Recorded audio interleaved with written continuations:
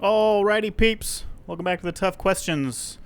Continuing Portal 2, and we have a surprise, apparently, to get. There's a surprise in here. So go get it. Well, What was it gonna... Oh my god. Is it a monster?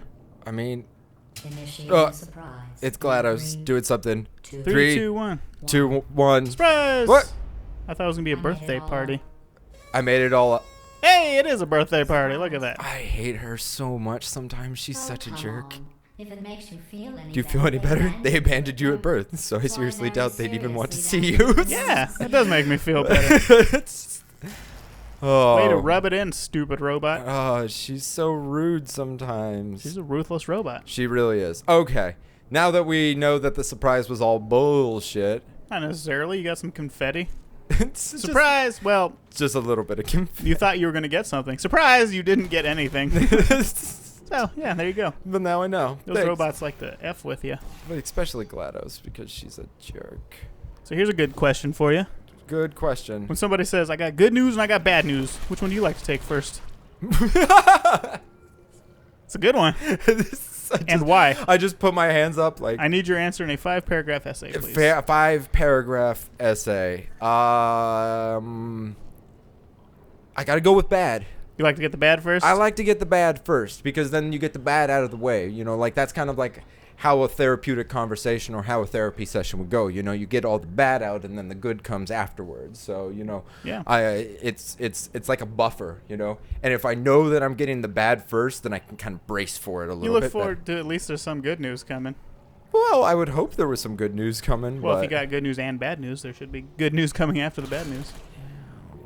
I suppose that's the way I think too. But there is something to be said for getting the good news first, because then you kind of are pumped up and you brace yourself for the bad news. right? You can like maybe get a little positive energy in order to take the bad news. Like when you when we're doing peer reviews in writing classes, what we did, we would write the good, like a paragraph of good stuff and then a paragraph of stuff that needed work. And the reason was you put the good stuff first because it puts them into a positive mindset. That way they can be able to accept the criticism better. Right. Because they know that at least this person doesn't think my whole thing is trash because they already said a couple of things that they liked about it. And that's kind of a weird thing because there's actually a psychological, not complex, but the way your brain works Yeah, as far as like memory goes. You remember the recency, so like the most recent thing that you've heard, so the last thing that you heard, and then the first thing that you heard, and then everything in the middle kind of is this weird like blending together-ish. Yeah. And so that's kind of interesting that, you know, that you have a dichotomous understanding then. You know, you only get to pick one or the other. There's no middle there. So that's kind of interesting that you would explain it in that aspect. But I'm getting off topic. Yeah, now. no, I mean, there's like a ton of psychology involved in that question, which is why I thought of it. Because, like, good and bad, both of those things make your brain work in different ways. So which one do you want first? Which one do you actually want as your first? Oh, man, that's kind of... I feel you. I feel this. Anyways, continuing on our previous topic from last episode.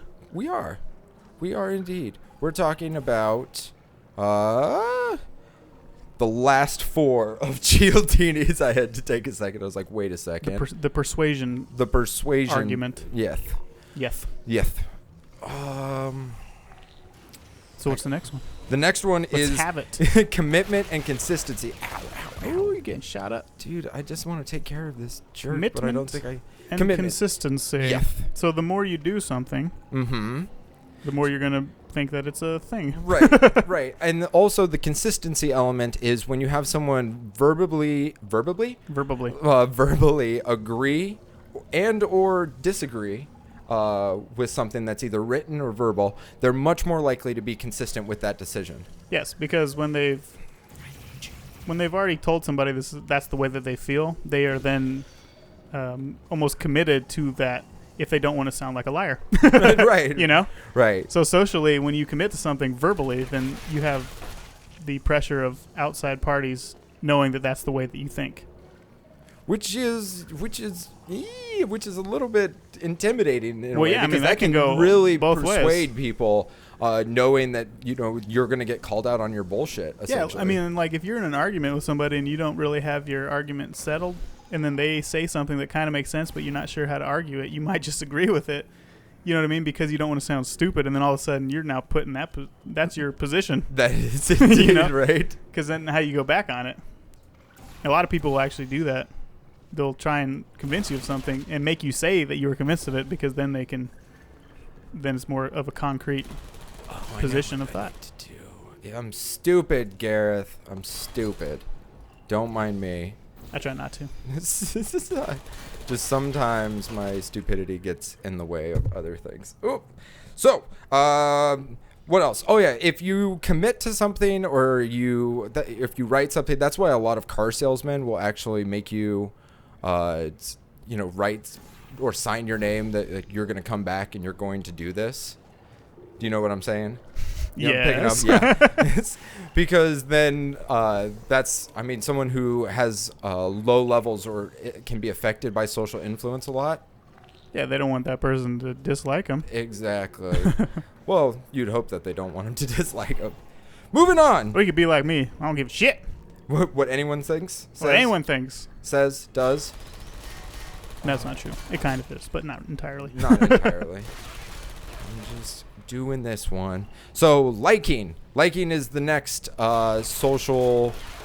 What is it? Social influence persuasion. Sure. It's kind of a gimmick, not a gimmick, but it's kind of a give me. The beautiful is good complex.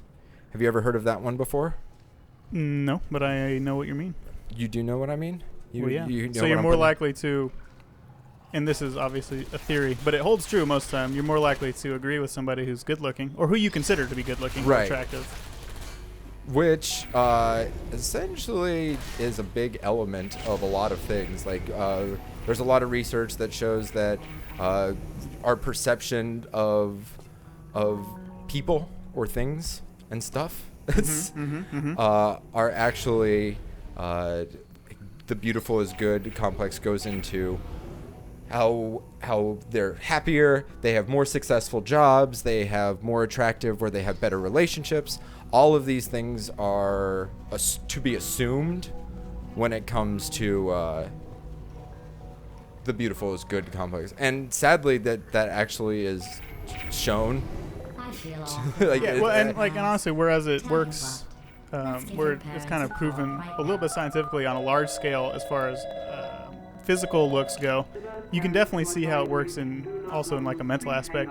The more attractive you feel like somebody's personality is, the more likely you're going to do what they ask. Yeah. And that leads into our next one, which I have not a handful of experience, but I feel this a lot, is authority. Authority. Respect my authority.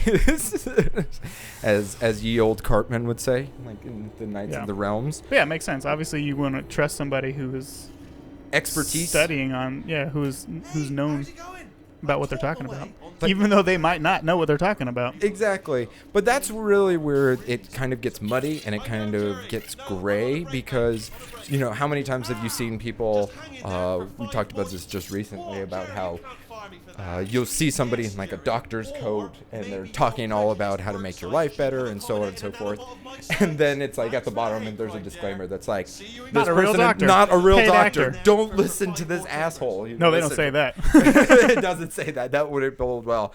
But that's something that's super, super noticeable in therapeutic conversations or therapeutic sessions, because when clients or people who are seeking therapy come to see you, the therapist, psychologist, whatever it may be, I mean, even a doctor, they have tremendous power over Yeah, power of suggestion, power of persuasion. Right. Because you feel like they've been saying this for a long time. They're a doctor. I better, like, what they say, they know what they're talking about. Yeah. And honestly, they're human beings like the rest of us, and in which case they probably do know a lot. They've studied it. But they may also have ideas that don't jive with yours. So you don't have to take everyone at face value. No, and I think that's important for a lot of therapeutic, not necessarily examples, but a lot of therapeutic relationships. You need to acknowledge and Ooh, that was a high jump. okay. I'm picking up what you're putting down. Splat. But to be aware of that power that you have over people, I think that that's important because, I mean, man, like, it's just so difficult to to not do it. You know, it's so difficult to remove that power, because think about it, in a therapeutic session, the therapist or the psychologist, they pick the times, like they pick not necessarily what we're talking about, but you know, they kind of let the client lead the conversation, but then they kind of will back up, make them reflect, so on and so forth. Mm-hmm. I mean, look at how much cops. You know, think about how much cops have influence over people. You know, if you've never had trouble with the law or anything of that nature, and the first time you deal with police officers, that's an intimidating experience. You will most likely be persuaded in ways that you did not. Some authority. Right? And that's kind of, you know, it's kind of iffy. I mean, like mostly, they, like, regardless of if you agree with them or not, you better fucking shut up. Yeah. That's the problem I think a lot of people have, like, because they don't want to get taken advantage of, and this could be police officers or anybody. They don't want to get taken advantage of, so they automatically become defensive because they understand that authority that they're trying to, like, push their weight around. Right. But, like, it doesn't matter. Like, you're not going to get away with anything if it's a police officer, so you might as well just hear them out, figure out what they're saying. Figure out what they're saying, because I mean, you're probably going to get yourself in trouble otherwise. Seriously. Right? Oh, let's see. Can I just shoot and then? Oh, I did the wrong one. Shit. Sorry, I gotta do the blue one because I'm falling through this one. Next one. Oh, we're on the last one. Woo! We're on the last one. We're on number 6. That's how Ric Flair would say that. Hold on. Here we go. Oop. Boink. I that wasn't supposed to go there, I don't think. We'll figure it out. Okay, what is it? What is it? Scarcity. Oh, I should have grabbed it. Ooh, scarcity. Scarcity. Scarcity is an interesting one. It's an interesting complex because it's really interesting to me because think about like Tickle Me Elmo or just like panic buying of people that I don't know how to explain it. Y2K. Do you remember Y2K? Yes. I'm not 8 years old, Jared. Sorry. So Y2K, for those of you who don't know, everyone thought that the computer systems were going to, I don't know, Just crash and just give up. crash and die and give up, and no one had any solid reasoning The behind world it. would just explode, apparently. Yeah, just Like, they thought that for some reason, if all the computers crashed, then, like, everything was just going to go to shit. Despite the fact that 30 years ago, nobody used computers for anything. right. Like, they thought nuclear bombs were gonna go off. You know, Yeah, everything. seriously. Like, everything was gonna go to shit. The grocery stores would just close. Those little doors that open automatically wouldn't be able to open. We couldn't get We're never food going to be able to anymore. get food anymore. But realistically, OnStar that's won't because work. I won't be able to drive my Cadillac. your Tesla won't auto drive you anymore. There was no Teslas in 2000. No, not at all. Well, maybe there was, but nothing like they are now. Probably Elon Musk was still probably in school just learning how to do stuff. Anyway, we digress. We digress. But that's a technique for salespeople, Yeah, you can persuade somebody by telling them there ain't much of this. Better Right. get it now. right? And Time's running out. Ooh, time. That could be another scarcity. oh too. yeah, like don't miss out on this once in a lifetime deal. You know, boom, like right away you're like, what? The once in a lifetime? Like, what? Wait. I wanna do that. I don't know where to jump. Over there? Sure. Here we go. Whoa. Oh, I'm missing it. Oh, just burly. Oh, crap. Okay. Well, that makes a lot of sense. Why? Yeah, jump down there, bud. I'm jumping down here. Is that all? I brought up Tickle Me Elmo, right? I mean, you said the words "tickle me Elmo." Well, Tickle Me Elmo. Everyone wanted it. No one had it, so that was a big deal for a lot of people. Anything. Yeah, anytime a new console comes out. A new toy, anything like that actually has a scarcity. It has a limited amount. People are much more Which likely. is crazy, because if my kid was like, I really want this toy, I'd be like, well, they don't have any, so shut up. Jesus, Garrett. Well, I mean, like, obviously I wouldn't say that, but, like, I don't understand why people have the attitude of, oh my God, I gotta do exactly what my kid wants. Like, it's your kid. They have to do what you want. they do have to do what you want. Anyway, so Tickle Me Elmo. If they had some, I'd be like, all right, sure. And if they didn't have some, I'd be like, find something else you like. Because I'm not gonna deal with this. Yeah. Oh, I can't do it on that one. If they don't have it at the store, I'm not going to look for it other places. which is understandable. My kids are gonna love me. You're going to socially persuade your kids so good in the most ridiculous ways. You're going to help them, though. You're going to help them become better people, better things, Better things. and stuff. All right. Well, I think that's done. I'm going to figure out what the hell to do in this room because I am confused. Confused. So like and comment if you enjoy what we're talking about. Do the same thing if you don't enjoy what we're talking about because we care what you think. Yes, and continue commenting if you want to see us play anything in particular or you want to hear us talk about any particular subject. Come back for more questions. See ya. Bye.